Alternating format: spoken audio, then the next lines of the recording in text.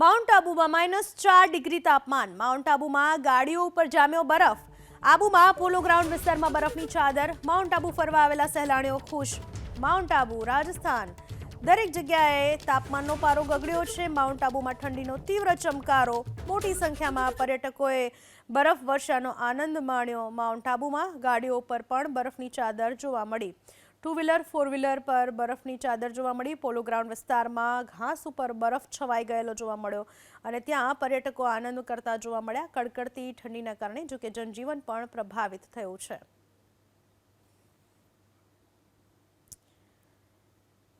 આબુ ખાતે પારો -4 degree Celsius પર પહોંચી ચૂક્યો છે, જેના પરિણામે બરફની પરત જોવા મળી. પોલો ગ્રાઉન્ડ પર પણ બરફની ચાદર છવાયેલી જોવા મળી તો લોકોના વાહનો પર પણ બરફ જ જામેલો જોવા મળ્યો.